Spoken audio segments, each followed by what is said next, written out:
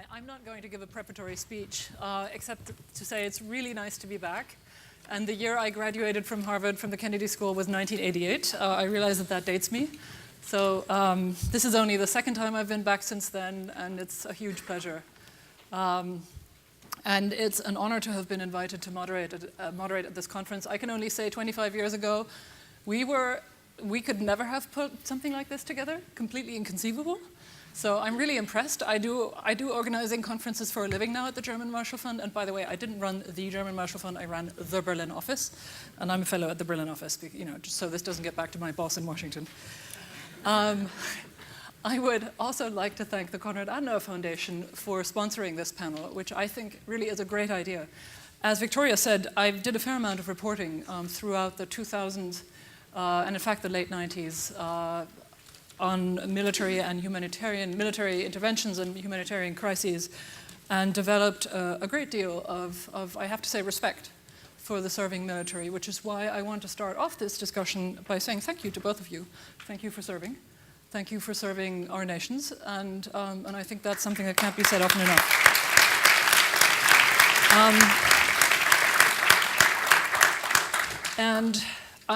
What I want to do here, we have just a little short of an hour, and I'm going to introduce briefly my two speakers.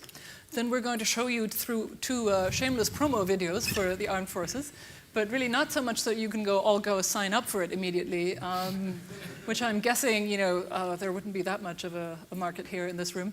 But to give you a little bit of a sense of context and background of the military culture in which this generation of serving officers operates, and then we will go into a little bit of Q&A here on the panel, and then open up to you, the audience. So let me begin by introducing our American officer, Aaron Miller, is a captain of the U.S. Army. He is a West Point graduate. Infantry officer, has done time in Iraq and Afghanistan. Went there from platoon leader to company commander. He's enrolled now in the Harvard Kennedy School's MPP program and will be teaching international relations after he's done here at West Point. Correct. Absolutely, so thank you for joining us. To my right is Markus Posse, who is a captain in the German Army and who started life in the Bundeswehr as a conscript when we still had conscription. Did a master's in history at the Federal Armed Forces University in Hamburg. Was a rifle company commander with the Parachute Infantry Battalion 263 for a while with 2 tours in Afghanistan, in Kunduz and Baghlan. And since January of this year, he's been made a brigade exercise planner in the Airborne Brigade 26, based in Zweibrücken. Is that correct? Saarlouis. Saarlouis, I'm sorry, I always mix those up. God. Thank you. Anyway, with that, from me, let's start and let's watch those 2 videos. We 3 have seen them, that's why we're sitting with our backs to them. We want you to get a sense of what this is. They're not very long, don't worry. So, please, action, I think is what they say.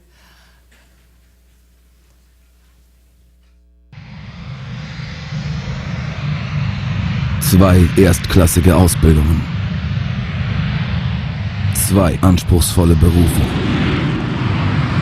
2 mal 37.000 PS.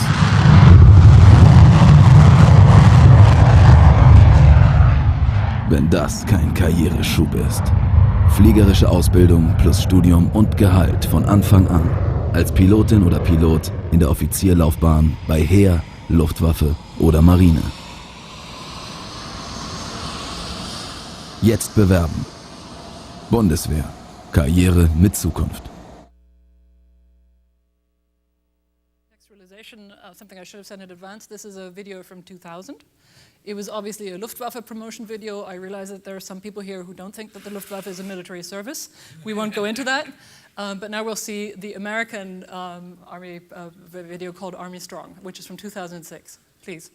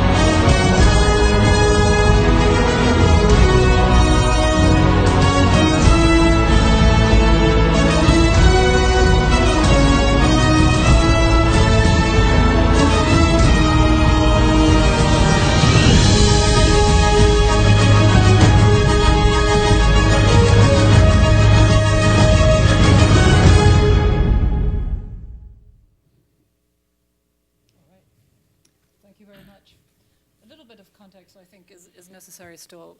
The Luftwaffe video was from a time in 2000 when the Bundeswehr still pretty much relied, when it was recruiting people, on the pull of people getting a very good education, both in the Bundeswehr universities, possibly in the General Staff College or the Staff Officers College.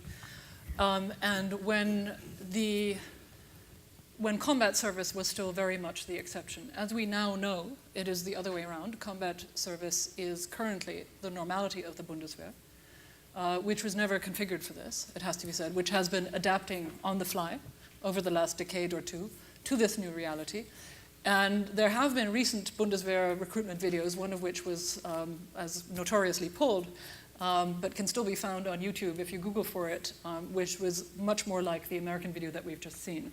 The other point that I would make to you is that anybody who's ever been in a combat zone knows that it doesn't come accompanied with orchestra music. In other words, it's tough, it's hard, it's unpleasant, it can be very nasty, and there are very, very rare occasions, I think, when it feels in any way glorious. It's a very hard job. So we have to bear in mind that these were promotion videos. I'm sorry, you're signaling to me. Is there something wrong with my mic? No? Is it good? Okay. Now, let me start off with, since we're going to be talking about leadership here and what that means to us, and what it means when matters of life and death are concerned, what made you want to become a soldier, Aaron?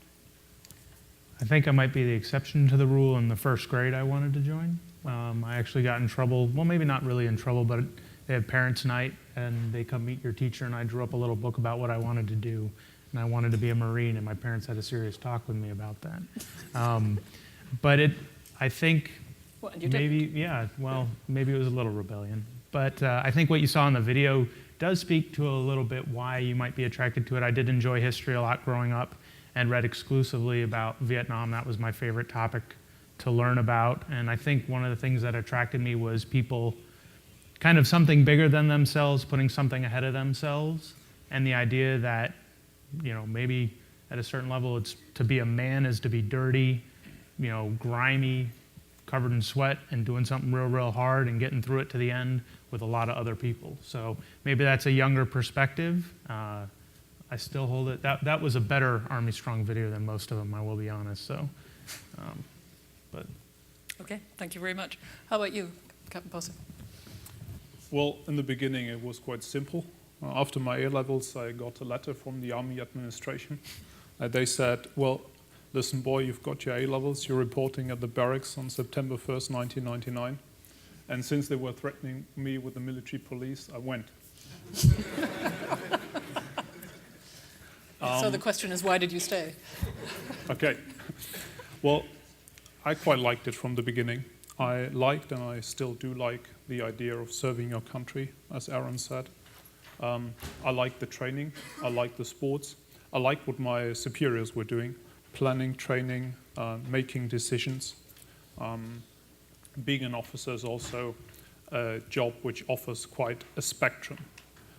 In the morning, you might be in the field overseeing exercise or being in the middle of an exercise, and in the evening, you're giving a talk about political issues or having a meeting with your battalion commander, planning training for the next year. So there are many aspects to it, and I liked it from the beginning. I've never regretted.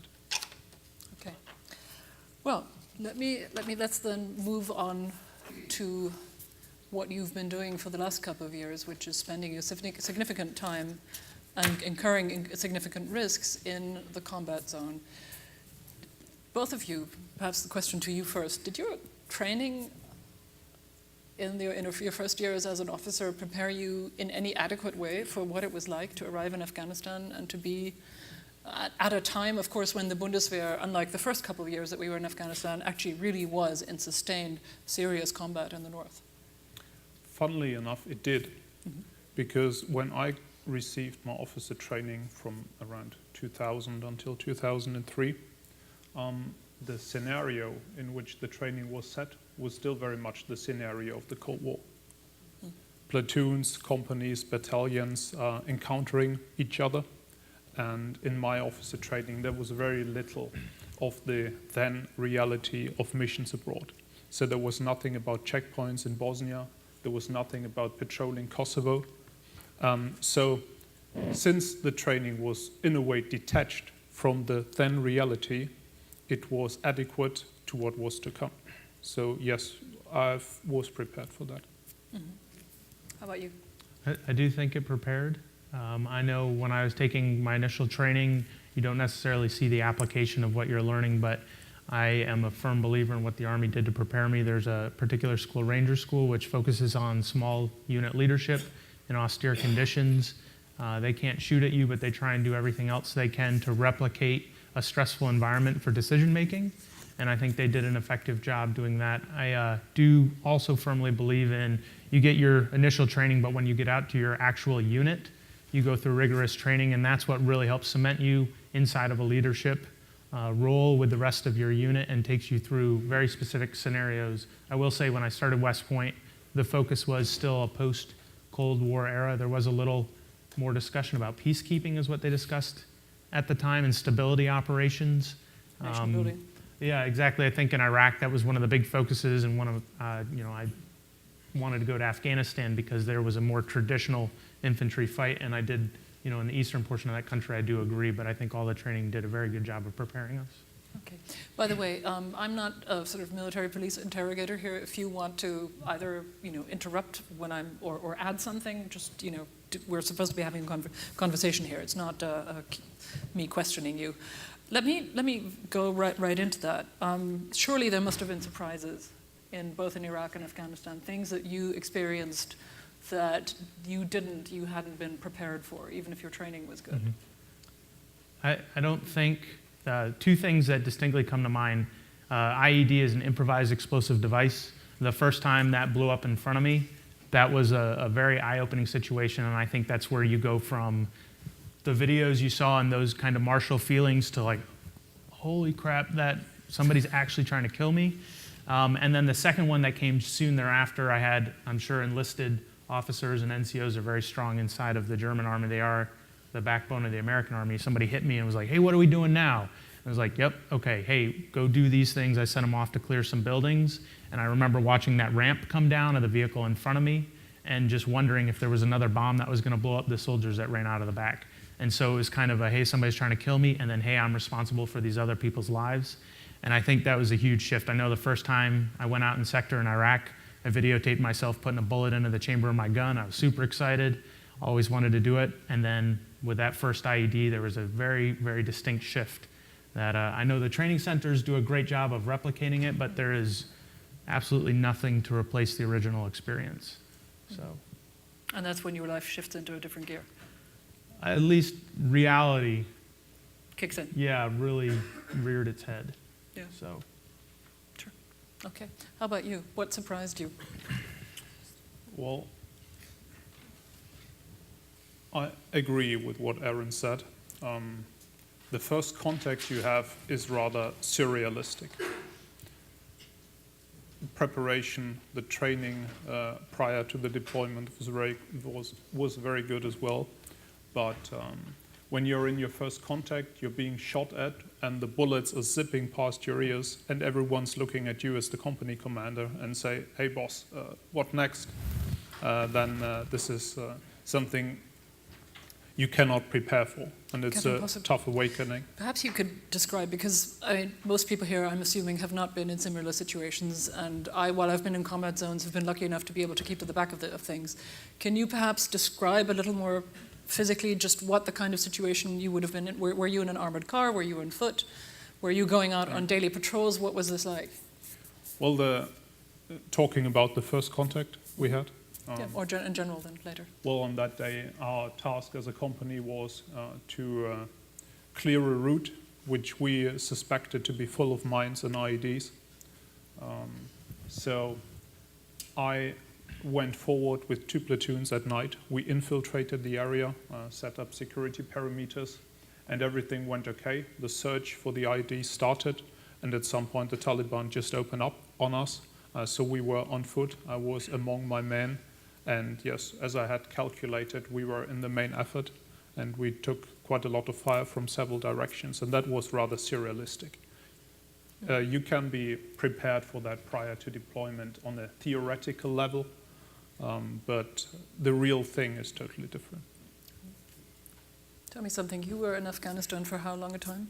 2 years? Overall, 10 and a half months 10 and a with half two months. deployments. Right. 10 and a half months How overall. many of your men were wounded and killed over that time? Well, in my Or killed? company, there was not a single man killed in action. The company had lost 3 soldiers on earlier deployments, but when I was the company commander, we didn't have any fatalities. What we did have were 14 casualties in the company, which was quite a spectrum. That ranged from serious head injuries due to shrapnel, gunshot wounds through the upper body, with just spine injuries due to IEDs. Quite a big spectrum. Yeah, but still serious stuff. And a long cry from the first sorties of the German Bundeswehr in Cambodia or Somalia or later on in the Balkans. Captain Miller, what about you? What was your daily life like in Iraq and Afghanistan? What was the kind of work like that you were doing? A lot of what was similarly described. We were all battle space owners. Was mainly there's a section of terrain that you're given, and we were talking earlier how you don't have a whole lot of guidance. It's kind of go fix this thing, and so there's a variety of different things that go on in those areas. A lot of the other thing that video doesn't necessarily capture, and I think is very reflective of combat, is a lot of it is sheer boredom. Yes. And just being. Thank you for raising that. Like IEDs blow up in a road, one of the things we go do is we put concrete in them, and then you have to watch the concrete so nobody else comes back and puts something else in there, and that is boring. It's like watching grass grow. It's just not fun. So nobody ever thinks of that stuff. But did a lot of working with the local nationals. That was a huge thing. I was in Iraq during the surge, so it was when they stood up the local defense forces, where we were basically taking people we had been fighting and saying, hey, we'll pay you, we'll outfit you, we'll train you, and that was a very interesting, rewarding experience. Same thing happened in Afghanistan. I worked with a warlord very closely, and that really taught me a number of things there. Built some schools, successfully one of them, which was beneficial. And the fighting aspect, I found, the fighting is kind of something that you have to do to get to what you're trying to do. So they're trying to prevent you from going to talk to the people. They're trying to prevent you from distributing stuff. So it's en route to your actual mission. So in a lot of instances, the fighting is really kind of it's not secondary because it definitely takes a lot of your focus, but in the direction you're trying to take whatever area you're in, it is not the most important thing, and that's a huge consideration when it comes to how do I respond to certain actions, because you have to work, you have to build relationships with these people. And I can specifically say that my close relationship with the warlord I was working with was the reason that so many of my soldiers came home. So I will forever be indebted. This was an Afghan warlord. Correct. Yeah. So he didn't like to be called that, but that's what he was. Yeah. Well, tell me something. Did you ever get a sense of the identity of the enemy while you were out there fighting? I mean, did you get a sense of who it was that was trying to kill you and what they wanted? Well, in Afghanistan, I'll speak specifically. There's I break Taliban into a bunch of different groups. I started off in the eastern portion of the country. There's less of, that's like the Haqqani network, and less of the Taliban. They are the people we trained back in the 80s. And so we're fighting a lot of them, and there's also very xenophobic tribes up there that don't really want to interact with anyone. When I was a commander down south with the Taliban, there's kind of the strategic ones, I call them, which are actually trying to take over Afghanistan. There are then the local Taliban, which for a variety of reasons have joined. A lot of them are just thugs. And that was one of the big issues that we had, was allowing people to move around freely without, they said they were there to protect the people and do things, but when they shoot people in their cars and take their belongings, that was one of the biggest things we had to work to deal with. As Afghanistan progressed, the age of the person we were fighting got a lot younger.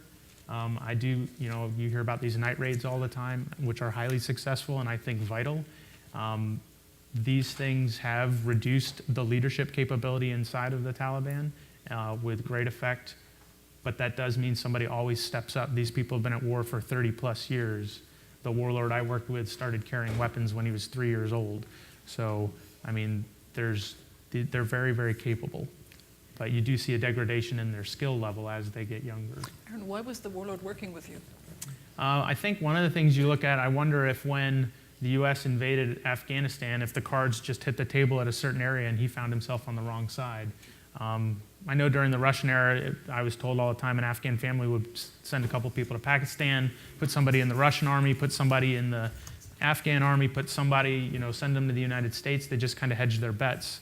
And that's definitely a situation that they find themselves in. And I think justifiably so. They're in a very survivalist mentality of trying to get to the next day. But when we started interacting, he really didn't want a whole lot to do. But then he saw the benefit that came with it. By the time I left, we had built a school on his property, and I think he actually believed that he could foster a legacy. It was the only successful school in Kandahar. Had 5 teachers. I will admit one of the teachers was his son, but he wasn't that bad. And but he took a tremendous amount of pride in the fact that children from all over the area were going to that school. And I think that's what you're trying to do in these areas, is take a survivalist mindset and build it into, hey, we can actually move forward and make something better. So. Well, that's something I actually can understand. I, as a journalist, went to Afghanistan a number of times in the early 2000s. And the one thing I was told over and over again by Afghans, whether they were warlords or not, was that they had been at war for a quarter century, and that therefore none of them had had any kind of an education. And the thing that they wanted most for their children was to be able not just to live in peace, but to have an education. It was incredibly important for them. I found that very, very moving. Captain Posse, how about you? Did you ever get a sense up in the north, and just as a reminder for those of you here who aren't German, the North was painted by German politicians and the German media as a peaceful place for a very long time, and a peaceful place not just because it was peaceful and the people were nice, but because we were there, because we were the good guys. This did change a little bit over time, as you knew, and as you found out to your cost. Did you ever get a sense of who these people were? The locals in general, or the people we were fighting? The people you were fighting. I'll get to the locals later. Well, we had, of course, we had an idea of who we were fighting, but since there are very few, or rather few Pashtuns in the north, there are rather little pockets of resistance. There are usually the Pashtuns are manning the pockets of resistance. They are at the core of the resistance to the German forces and to others. And there were quite a few, well, we used to call them dollar Taliban. They got paid for fighting against us. They got paid for opening up at us in an ambush.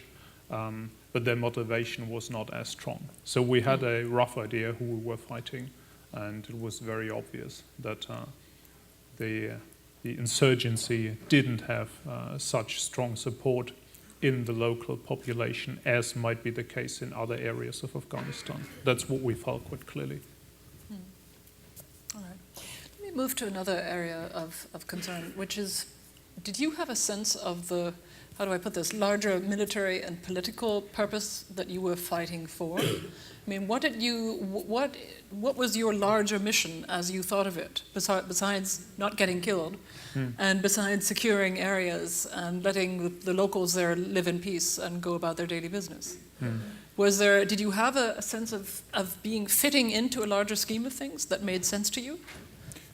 During the first deployment, I didn't really. We were deployed. We started doing our job. We opened roads, secured the terrain, spoke to the police, sometimes worked with the local police, but we had difficulties to fit it into a bigger picture. On the second tour, it was different. German forces had started working a lot more with Afghan National Security Forces, be it the ANA, be it the ANP, be it militias. Afghan National Army, Afghan National Police. Sorry. Okay, I'm sorry. Yeah, that's okay. Be it local militias. So quite a lot of things had already changed, and it was easier to get the bigger picture. We were there to train them, to achieve self-sustaining stability and security. Yeah, that was easier. Do you think you were successful? Well, I think we were successful regarding the Afghan National Police. When I compare their performance in 2009, 2010, which was our first deployment there, to their performance in 2011, they had made a great step forward. They had improved a lot. They were very helpful in providing information. They were very good at patrolling with us, be it on vehicle, be it on foot. They were very helpful, searching compounds, making arrests. We had rather little to do with the Afghan National Army. We did an operation with them in Bagla and further down south, which was to clear the enemy out of a certain territory. But apart from that, we had very little to do with the Afghan National Army. And how about contact with normal locals? Did you have a lot of that? Yes, of course. That was maybe the main task, to keep in touch with the local population, to talk to them, to find out what the problems are. We did a lot of that. We pushed a lot of patrols into the villages, spoke to the locals, did some sort of interviews with them, found out what the problems were, and tried to help them. There were a lot of roads repaired, a lot of bridges built or ponds dug, so there was an effect there, yes. Can I ask you something personal? And it's something that it's a question that I often ask myself as a journalist, so I'm not necessarily asking you here as a military officer in your particular function. Did you feel that you could connect with these people on a human level? Or was it essentially, did you sometimes feel, and I have to say this happened to me again and again, that you were in a culture that was in fundamental ways alien to you? There's probably both, no? Well, no, I wouldn't say that I managed to connect to them on a personal level. We work quite professionally with the police, but both sides knew that this is about a job being done, and that's it. We work quite professionally with the local militias, and the same applied to them. It was about a job to be done and nothing else. And talking about the local population, well, it is very difficult to get their trust. They don't trust you usually, because one thing they know for sure is that you'll be gone at some point, be it 2011, be it 2014, but the Taliban will be there all the time. So I'm not saying that they're not cooperating, and I'm not saying that they're not cooperating honestly, but there is always that kind of reserve which they keep for themselves. I have to say, I think that's a very honest answer, and I thank you for that, because I think that's very much what I sensed as well. I mean, these people because they're stuck there, whereas we can go away again, they have to take the long-term view. And I think we Westerners are very much part of the short-term view. And you can see that, you could always see that on people's faces. How about you? Did you feel that in Iraq or in Afghanistan you were able to connect to the locals in any meaningful way? I still talk to the police chief via email when he can get his stuff. I got invited to his wedding right before I left. I left the day before, but I wrote a letter so that nobody got upset when they started shooting guns in the air, so that he didn't have those problems. They celebrate like that a lot. The local interaction was my #1 priority. The idea that you can sit inside of a base and defend yourself effectively is incorrect. And so patrolling and constant patrolling, and I think I probably erred on the side of my guys being much too tired with the intent of trying to maintain a constant presence.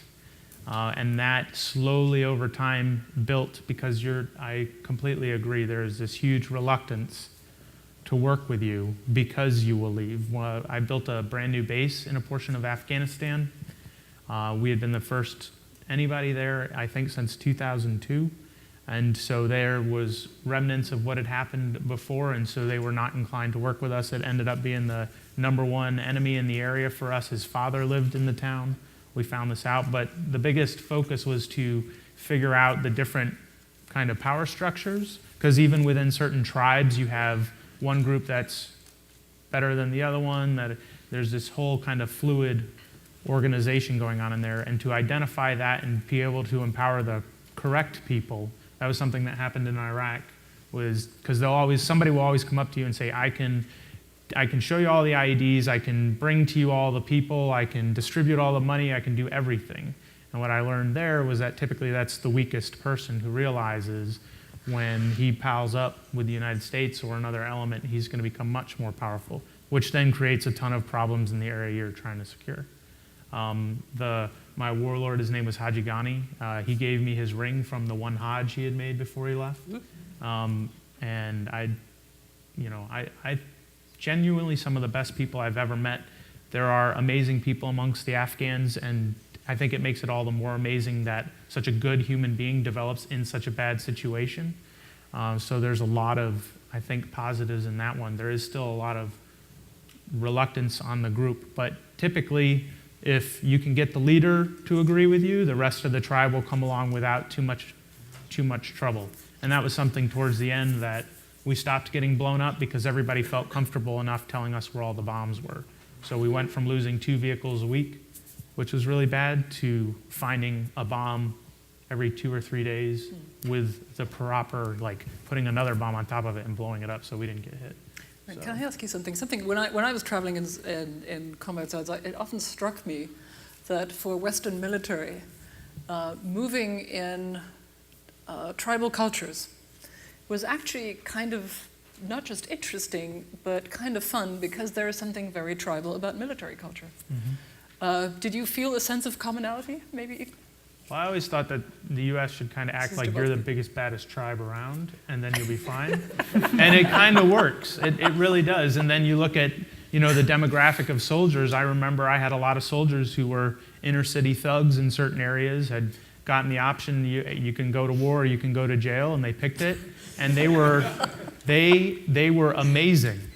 Absolutely amazing. I can see some people laughing, and that's not the greatest ambassador, but I can speak from personal experience in both Iraq and Afghanistan, especially when there's kids around. Those people, they're humans. They're phenomenal. They work incredibly well, and they can build a huge connection. And it's amazing what 18-year-olds or 17-year-old was the youngest soldier I had.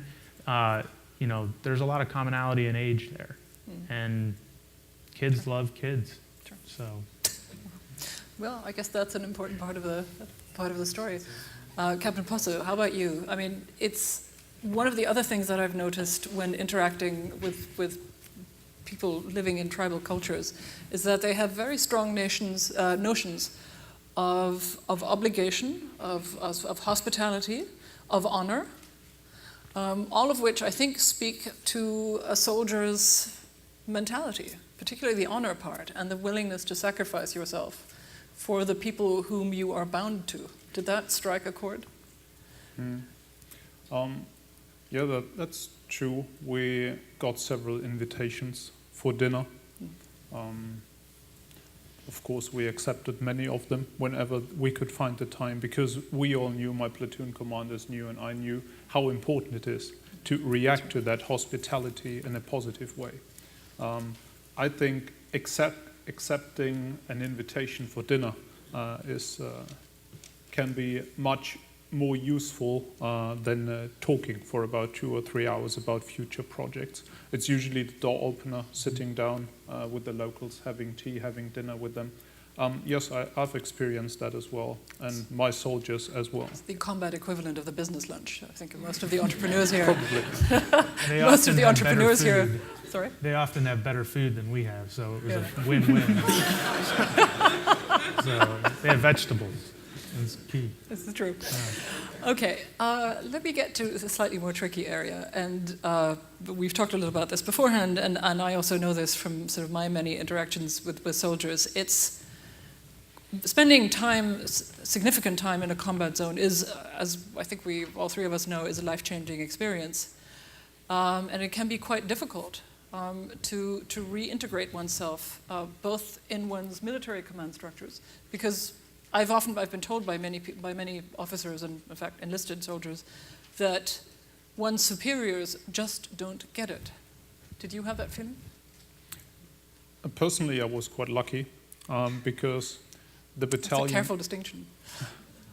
Well, the battalion I used to serve in as a company commander is a rather experienced one, the Parachute Infantry Battalion, which is used to going on missions in Congo or in Afghanistan.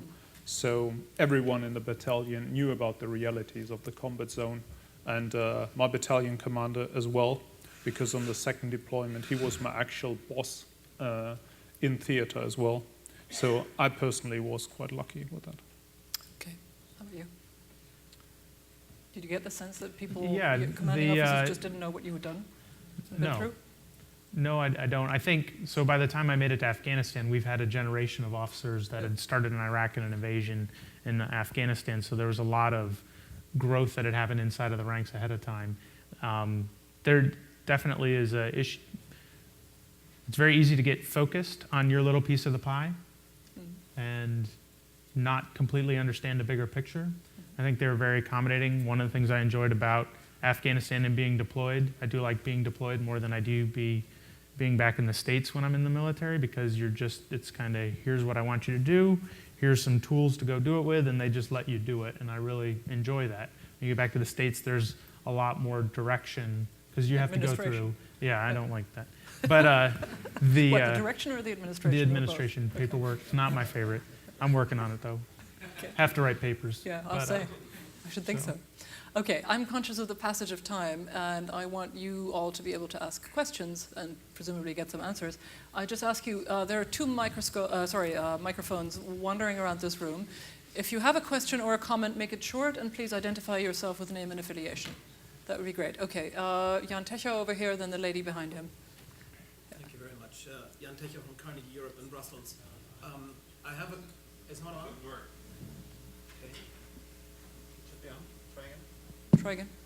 Yeah, I think it's working. Go ahead. Does it work? Does it work now? Okay. Then take the other one. Okay, got it. Sorry for the hiccup. There you go. Jan Techow, I'm with Carnegie Europe in Brussels. I have a question to both gentlemen.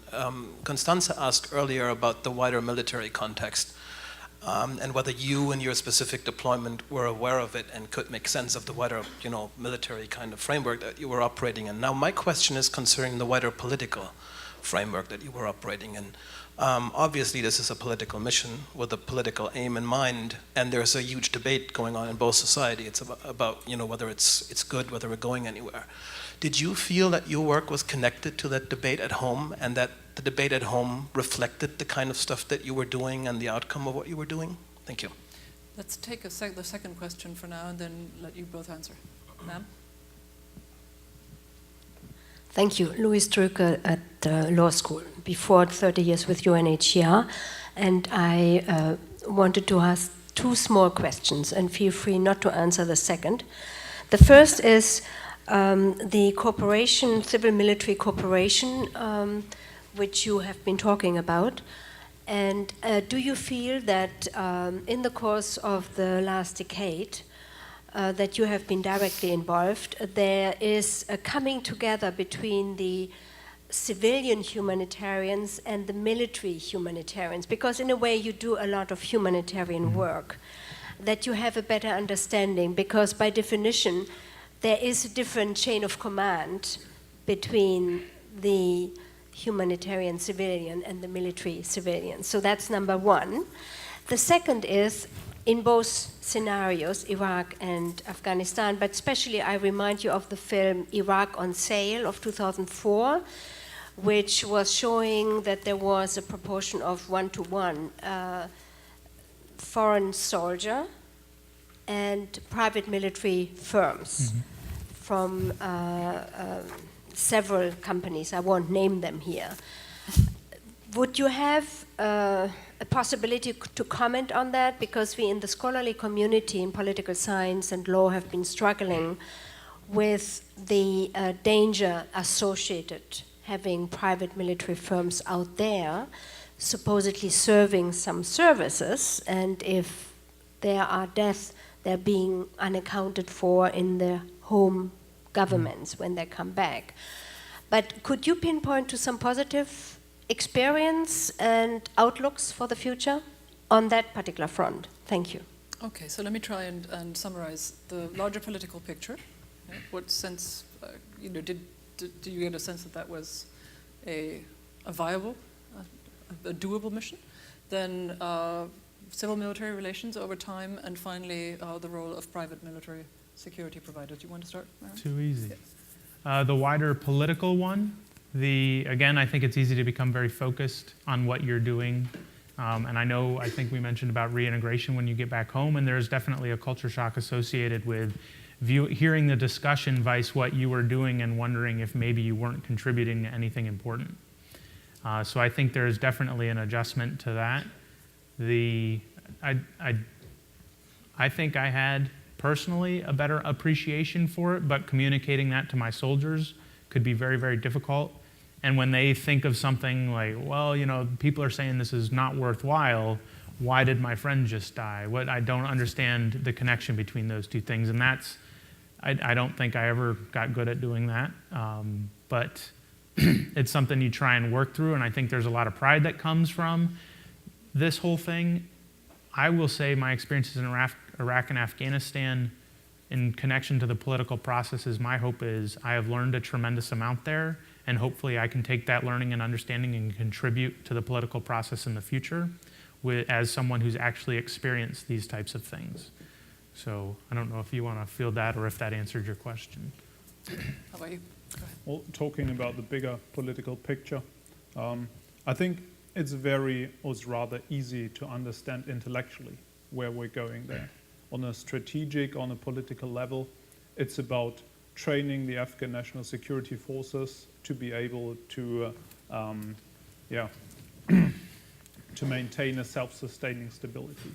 That's rather easy on the intellectual level, but making that happen on the ground is fairly difficult. Because once you're working with the ANP, and they're not showing up because you didn't give them diesel for their cars, that's one thing. Working with the ANA and they're not showing up because they don't feel like it today is the other thing. So there is quite a difference between what is definitely correct on a strategic, on a political level, and on the other hand, making it happen on the ground. Progress has been made, definitely. It was obvious even between these two deployments. But as Aaron said, it's also very difficult to explain it to your soldiers. When you're running into trouble because of the bigger picture, and you have to get your soldiers out of that trouble. And on the next day, you're just going to try it again because it's the bigger political picture. So on the strategic political level, it's definitely correct, but making it happen on the ground is a different issue. What about civil-military cooperation? That used to be something that the German Bundeswehr prided itself on. Do you think that that has gone in the right direction? Has it been successful? Does it work, even? And UNHCR has a lot of experience interacting with the Bundeswehr. Well, I think it works, but it's difficult for me to judge to what extent. Negotiating with civilian organizations was very much the issue of the battalion level. So I just was confronted with the results, and I was the one to make it happen on the ground. For instance, the civilian side would negotiate a road, bridge, pond project, you name it, and we had to make it happen. We set the security perimeter, we cleared the way, and we made sure that it could be built without anyone interfering. But to what extent this was successful, I just cannot say. Okay. I think Aaron wants to take a stab at the question of the private security operators, or the civilian military as well. I can do both. Okay, sure, please. I'll do the security contractors first, simply because it's easier. I think the majority of the security contractors are the ones running the bases. So this 1-to-1 ratio, it's like a tooth to tail is what we call it. Like, takes 10 people to make sure I can go fight effectively. As an infantryman, I spent most of my time out in the deserts living in the population, but when I came back, I always got an awesome meal, so I will never begrudge Halliburton. I'm sorry. As far as the military aspect, it was a requirement in certain instances based on force requirements to provide a perimeter defense to allow American forces to go off and do other things. Given the stresses put on the U.S. military during all of this, it did become very important. The offensive stuff, I never really had cause to interact with the military contractors in that capacity. I know there's a New York Times article came out talking about all these deaths. One of the companies they mentioned is L3, but it's important to remember that every single employee of L3 is a local national who has come in to say, I'll be an interpreter. So their numbers are very suspect in my mind already. When it comes to that article, it doesn't break down the data correctly. As far as working, the U.S. military has made huge strides, I think. You have at a battalion level a State Department rep. One of the issues, though, is State Department doesn't have as many people, so you had to outsource some of that also. My biggest issue with, I worked with the UN through the 2009 elections significantly, which I have nothing but good things to say about them because I wouldn't have wanted to be in that situation. But a lot of NGOs have this hesitance to work with the military, which I found very frustrating, to a point of you obviously don't want to help these people if you're not willing to do this, because you are working in an area that doesn't need help. I can provide, like you said, a security perimeter, and you don't even have to talk to me. You just come in behind, and then you can fix things there. And that's something USAID started working on tremendously. And so this thought that, I mean, we talk about this globalized world and integration of things, to believe that that you should not integrate this stuff is utterly incorrect. In the US Army, there's human terrain teams, which had anthropologists, and there was a huge issue with that. They believed that we were targeting people to kill based on this stuff. But like I said, before I went into this village, I had to figure out the power structures. I didn't have a human terrain team, so I ordered an anthropology book off of Amazon, read it, figured out how to do ethnographic type things, and it would have been a lot easier if I'd had somebody who actually had this practical experience to come in and do it. I was messy applying that. I would have preferred to have somebody come in behind, and that's what these NGOs provide.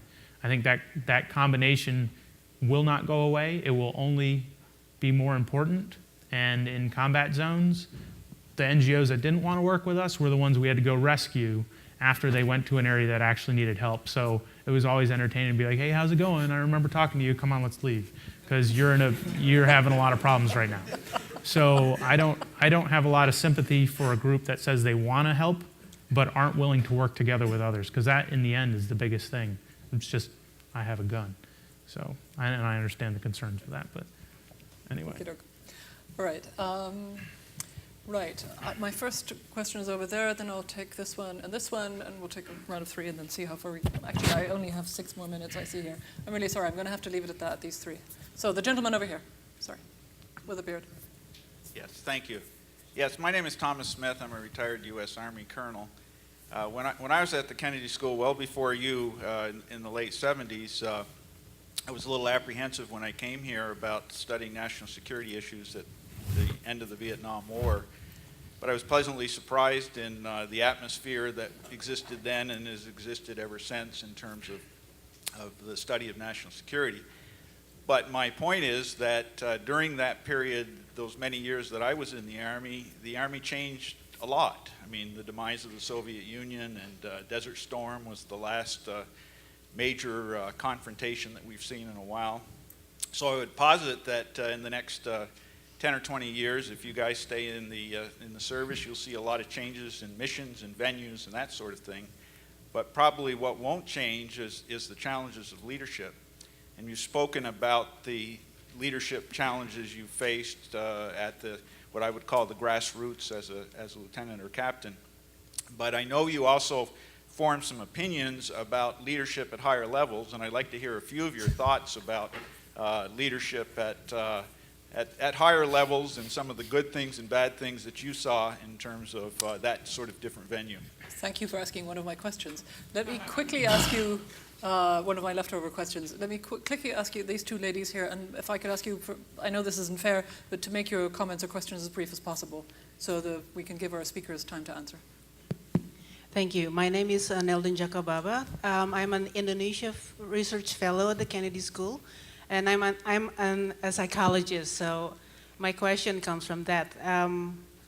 In the ad, there was a portrayal of Army Strong. So my question is, how do you maintain that Army strength while you're ongoing?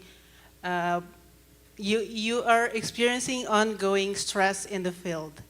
Then my question is, you can divide it into two. How do you do that in the personal level? How do you deal it with yourself, and how do the organization deal with it? You know, is there a mechanism in it? Thank you. Okay, thank you. Last question. Hello, my name is Clara Zverina. I'm a German PhD student at the Kennedy School, and I would love to hear a little more about changes in the makeup of the lower ranks in both of your organizations. So, Mr. Miller, you talked about having some inner city kids in your group, We hear reports about immigrants joining the military in order to get citizenship. I wonder what the effect of these changes are on the morale of your people. And to you, I would like to ask whether the makeup, or in what way the makeup of the lower ranks changed after the end of conscription in Germany, and again, whether this has any sort of effect on general morale. Thank you. Those are all very good questions. Captain Posse, why don't we start with you? Okay, starting with the point about the lower ranks. Since the end of conscription, we have really few people with A levels joining to become a soldier. What we do have are a lot of people who just finished basic secondary school. Some of them have finished job training, others haven't. So the social background and the educational background is very different. There is nothing bad I could say about my soldiers. Many of them were born in the former Soviet Union, and they came to Germany because they were entitled to citizenship, and they're great soldiers. There is nothing bad to say about them, and I found that maybe the best soldiers are those who finished basic secondary school and finished job training, because they are around 20 years old. They know what to expect from life. They have their own opinion about things, and they're very good soldiers. I'm very positive about them. So from my perspective, there are no negative effects of abandoning conscription. I think you should give a stab at the question asked by the retired colonel, which is your relationship with your military superiors. And let me rephrase it. What would you like to tell your military superiors after you've done your tours in Afghanistan that they need to know that they didn't tell you? Well, I would like to see my military superiors listen to the lessons we've learned. Maybe some of the things in the field turn out to be different from what you might think about them at home.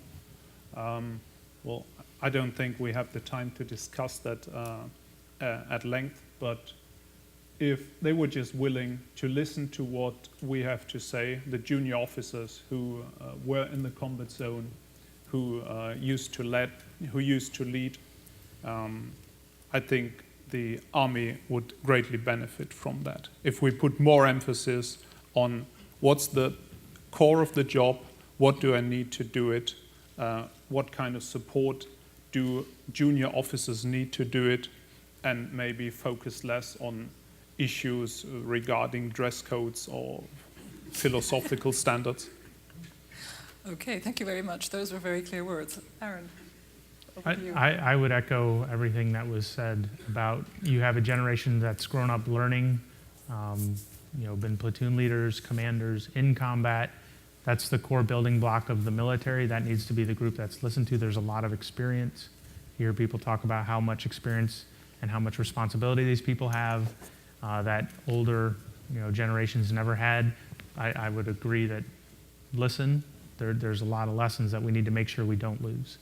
With the demographics, I think in the United States, I'm from Connecticut, which is New England here, which is an exception, I think, in a lot of instances. There's a strong group from the South, California, Texas, that permeate through the military. I think there's other social concerns that might stem from that, but as far as morale inside the unit, I saw zero problems based on demographics and all. But to go to kind of psychological things, when you have B level, I'm not totally familiar with your education stuff, but it sounds like our high school. High and school. Yeah. when you High have school people that diplomas. have just come out of that, they may not be as adjusted or able to cope with some bad things as someone who's had more experience. You said 20 is your average age of a soldier. Mine was about 18 or 19, with the first level of leadership being around 20, 21. And so there comes some difficulties with that. I will say the military has made tremendous leaps and bounds. I saw within 3 days of getting off an airplane 4 separate psychologists, 2 which were Army sponsored, 2 which were like, hey, don't tell me your name, just what's up. And I think that's a very, very positive trend in that regard. So now you have to take advantage of it, but they did put you through a whole battery of tests. Okay. Well, I think the hallmark of a good discussion is that we all have the feeling that we could have gone on with this for quite a while longer. Unfortunately, I have to stay in tune with the Teutonic directives of the conference organizers, which is to end on time and to be disciplined. So unfortunately, we're going to have to stop here. Maybe some of you will engage our speakers, offline in conversation. I'm sure that will still be possible if you're still around. I would like you all, I'm going to make some housekeeping remarks in just in a second, but I would like all of you first to help me thank our speakers for being very informative, very frank, and I think to some degree sort of quietly humorous. And thank you for that. Thank you for spending time with us today.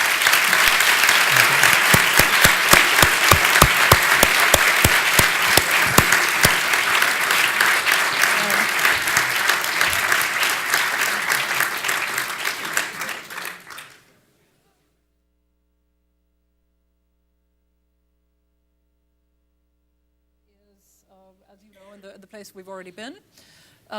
We all have to be here at 5:10 sharp, and I emphasize the word sharp, because that is when we have the Defense Minister's keynote, and I'm sure you wouldn't want to be unpunctual for that, heaven forfend. So with that, thank you very much, and again, thank you to the Konrad Adenauer Foundation for making this possible, and for Captain Posse for coming all the way over from Germany and doing this with us. Thank you all. Thank you very much. Thank you. Is that okay? It was perfect. So, not a problem. Thank you. Thank you very much. Yeah, I don't think I'm going to make dinner. I didn't RSVP for it. So. No, I think you're on a list. So. Yeah?